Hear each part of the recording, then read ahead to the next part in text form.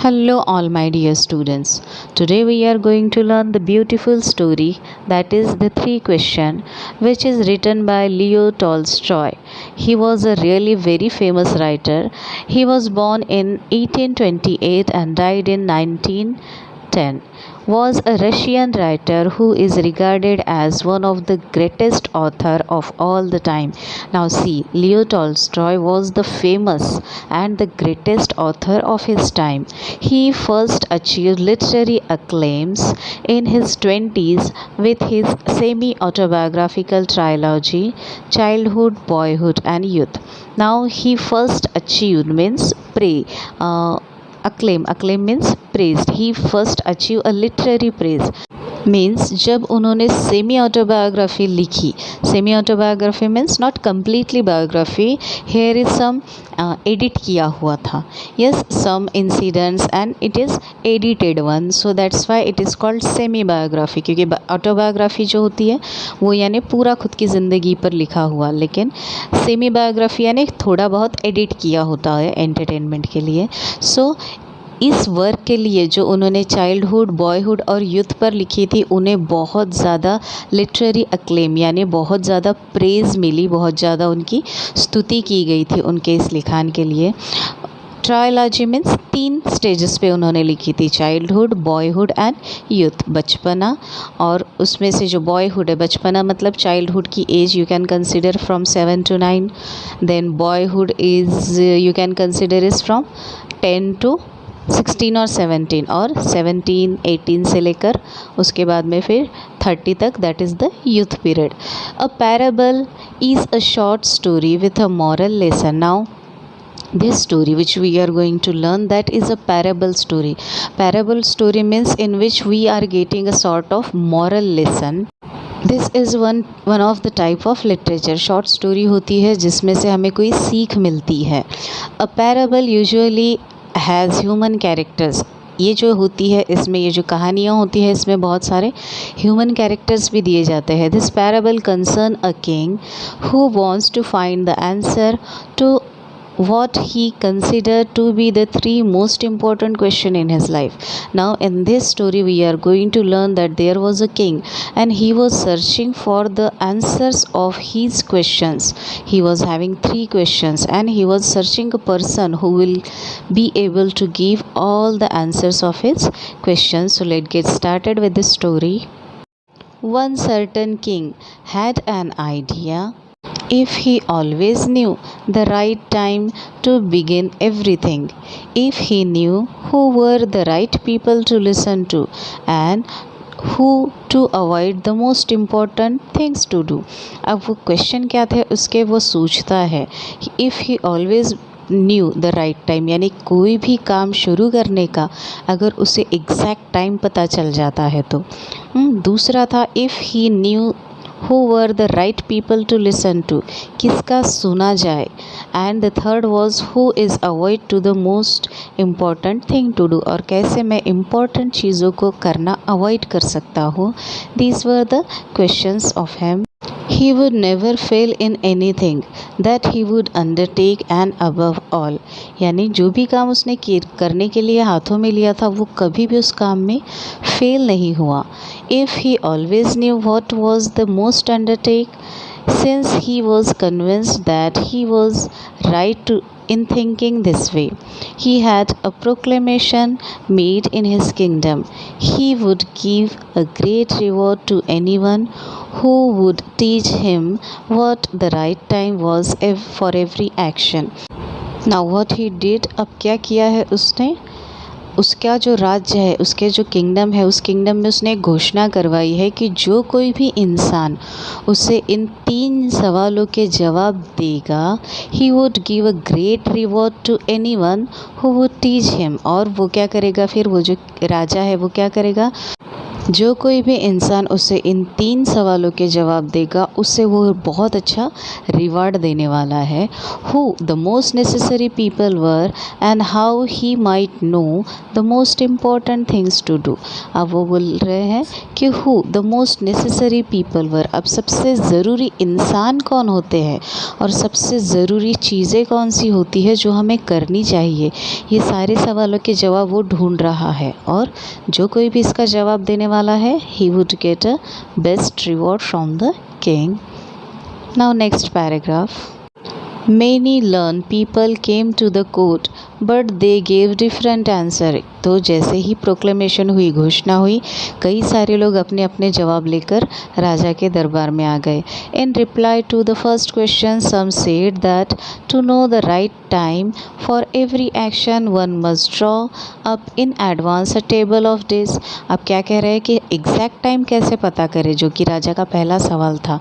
तो वो पता करने के लिए क्या करना है, हर कोई अपने साथ में क्या करे, डायरी लेकर घूमे, उसमें टाइम टेबल बनाए दिन के हिसाब से, मंथ के हिसाब से, एंड ईयर और साल के हिसाब से, and must live strictly according to it, और बिल्कुल वो जो टाइम टेबल है उसके अकॉर्डिंग ही वो जाए, बिल्कुल भी एक मिनट की भी इधर उधर वो छेड़छाड़ ना करे। Then only he will be able to start anything at the exact time. So this was the first suggestion of the people who came to give answer. Other declared that it was impossible to decide beforehand the right time for every action. Now the second person is telling that it is not possible that we will decide the thing what we are going to take the decision. Yes, in future we cannot decide. हम नहीं बता सकते हैं कि हम future में कौन सा डिसीजन लेने वाले हैं, क्योंकि हमारा डिसीजन परिस्थिति पे डिपेंड होता है, कैसी परिस्थिति आती है और हम परिस्थिति के हिसाब से क्या डिसीजन लेते हैं। तो ये पॉसिबल नहीं है कि आप पहले से सोच कर रखो कि आप क्या डिसीजन लेने वाले हो। But that not letting oneself be absurd and idle pastime, लेकिन इसका मतलब ये भी नहीं कि फिर हम लेज़ी के जैसे, आइडल के जैसे हमारा समय वेस्ट कर दे। One should always attend to all that was going on, यानी जो भी उसके आस पड़ोस में हो रहा है, he should be attentive for that, उसका पूरा ध्यान होना चाहिए अपने चारों ओर क्या क्या हो रहा है और उस हिसाब से फिर उसने डिसीजन लेना चाहिए। and then do that was the most essential, और जो इम्पोर्टेंट है वो उसने फिर करना चाहिए according to the situation. Yet others said that it was impossible for one man to decide correctly the right time for every action. तो तीसरा फिर बोलता है इस पर कि एक इंसान के लिए इतने डिसीजन लेना पॉसिबल नहीं है, and that the king should instead have a council of wise people. इसीलिए फिर क्या है, किंग ने क्या करना चाहिए, तो काउंसिल ऑफ वाइज पीपल, यानी अपने आसपास उन्होंने बुद्धिमान लोगों की एक काउंसिल बनानी चाहिए, who would help him to fix the proper time for everything, जो राजा की हेल्प कर सके कोई भी काम या कोई भी चीज़ फिक्स टाइम पर होने के लिए। Now these 3 people gave 3 suggestions. Equally varied were the answer to the second question. Some said the people the most needed were his counselor, other the priest, other the doctor, while some said the warriors were most necessary. अब हर किसी ने अपने अपने सुझाव दिया है। कोई कहता है कि काउंसिलर रखना चाहिए, कोई कहता है प्रीस्ट रखने चाहिए, प्रीस्ट माने जो चर्च में पूजा करते हैं वो, अदर द डॉक्टर्स, कुछ कहते हैं डॉक्टर्स को रखना चाहिए, while some said the warriors were the most necessary. उसके आसपास में राजा ने योद्धा जो होते हैं, जो लड़ाई वाले सैनिक होते हैं, योद्धा होते हैं, उनको अपने आसपास रखना चाहिए। To the third question about what was the most important occupation. अब तीसरा क्वेश्चन था कि सबसे ज़रूरी ऑक्यूपेशन क्या है। ऑक्यूपेशन मीन्स प्रोफेशन, जो इंसान धंधा करता है, व्यवसाय करता है, उसको ऑक्यूपेशन करता है, that is the profession. Some replied that the most important thing in the world was science. तो कुछ लोगों ने कहा कि साइंस सबसे ज़्यादा इम्पॉर्टेंट थिंग है इस वर्ल्ड में. Other said it was skill in warfare, और कुछ कहते हैं कि लड़ाई में तुम्हारे पास कौशल्य होना ये बहुत ज़्यादा ज़रूरी है. And other again that it was religious worship. फिर से कुछ कहते हैं कि जो धार्मिक पूजा पाठ होता है that is the most important profession. The king was convinced by none of these answers, लेकिन इन आंसर्स से जो किंग है वो बिल्कुल भी कन्विंस नहीं हुए। And gave the reward to none, और उन्होंने किसी को भी रिवॉर्ड नहीं दिया, because no one gave him the satisfied और satisfactory answer, so he was not happy with the answers given by these people. He decided instead to go to the hermit who was widely renowned for his wisdom. अब उन्होंने king ने hermit means saint, SAINT, saint माने जो साधु होते हैं वो। तो फिर अब राजा ने डिसाइड किया है that he will go to that saint. अब वो सेंट के पास जाएगी कि जो रिनाउंड मीन्स फेमस, जो बहुत ज़्यादा फेमस है अपने विजडम के लिए। सो उसको लगा था कि हर्मिट ज़रूर उसके सवालों के जवाब देंगे। The hermit lived in a small hut in the forest. Hermit forest में रहते थे, एक छोटी सी झुग्गी में। विच ही नेवर लेफ्ट, जो उन्होंने कभी भी नहीं छोड़ी थी। ही स्पोक्स ओनली टू कॉमन फोक, वो जो है हर्मिट है वो सिर्फ और सिर्फ कॉमन लोगों से ही बात करते थे। So the king put on simple clothes and approaching the hermit cell, और इसीलिए राजा ने क्या किया, राजा ने सादे इंसान के कपड़े पहन लिए। उसने राजा की जो पोशाक थी वो बदल दी और हर्मिट के घर निकल पड़ा। Dismounted his horse and left his bodyguard behind, और उसने क्या किया, झुग्गी तक पहुंचने से पहले ही उसका जो गार्ड था वो और घोड़ा दोनों को भी उसने दूर छोड़ दिया, ताकि उसकी रियल आइडेंटिटी जो है वो पता न चले। When the king arrived, the hermit was digging ground in front of his hut. जब राजा वहाँ पहुँचा तो उस समय जो साधु थे वो क्या कर रहे थे, तो अपनी झुग्गी के आगे एक गड्ढा खोद रहे थे। He greeted the king but went on digging, यानी उन्होंने जो राजा है उसको ग्रीट किया और उसके बाद अपने काम में लग गए। The hermit was frail and weak, जो हर्मिट है वो बहुत ज़्यादा कमज़ोर लग रहे थे, थके हुए लग रहे थे। And each time he struck the ground with the spade and turn over a little earth, और क्या करते थे, वो जो स्पेड यानी जो फावड़ा होता है जिसमें मिट्टी भरी जाती है, वो फावड़े को वो कंटिन्यू स्टक करते थे ग्राउंड पर।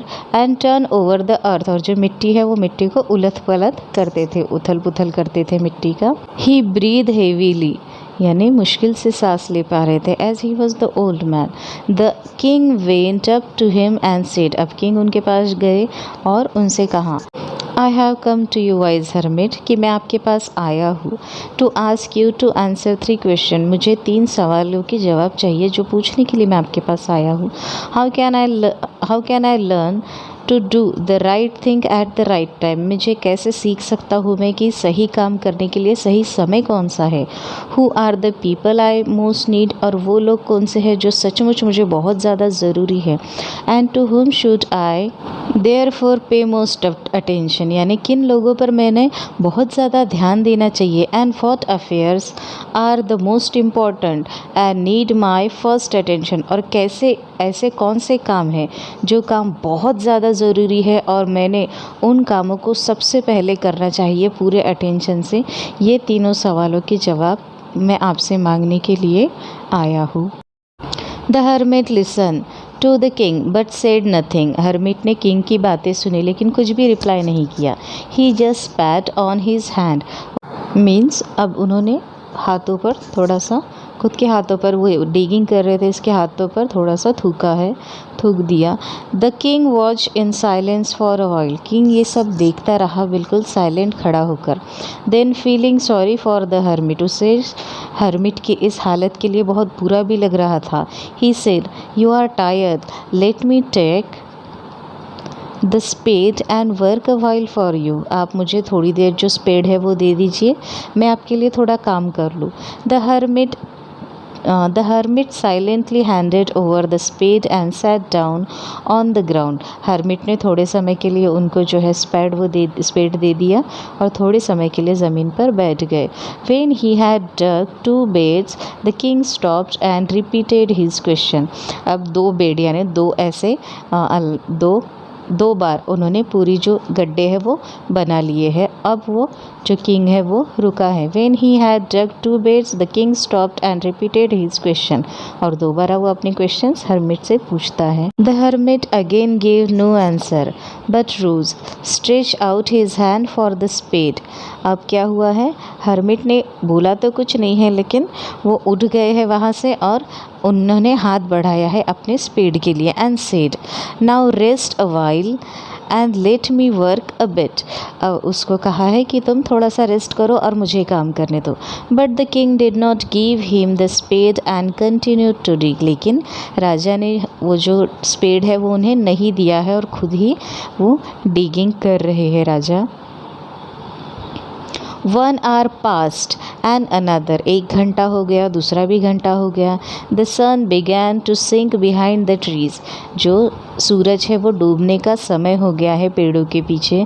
And the king at the last stuck the spade into the ground and said, अब पूरा समय बीत गया है, पूरा दिन बीत गया है। अब राजा ने क्या किया, जो स्पेड है वो ज़मीन पर रख दी है। I came to you wise one for an answer to my question. अब राजा कहता है कि मैं अपने सवालों के जवाब के लिए आपके पास आया हूँ। If you can give me none please say so. अगर आप मुझे जवाब नहीं दे सकते तो प्लीज़ मुझे वैसे कह दीजिए। And I will go home, और मैं वापस चला जाऊँगा। हेयर कम समवन रनिंग। और जैसे ही राजा की और हर्मिट की ये बात होती है, उधर से कोई तो दौड़ता दौड़ता चिल्लाता हुआ आता है। Said the hermit, let us see who is it. और हर्मिट कहता है कि देखते हैं कौन आया है। The king turned round and saw a beard man come running out the forest. और जंगल में से एक बियर्ड, दाढ़ी वाला आदमी दौड़ता दौड़ता आता है।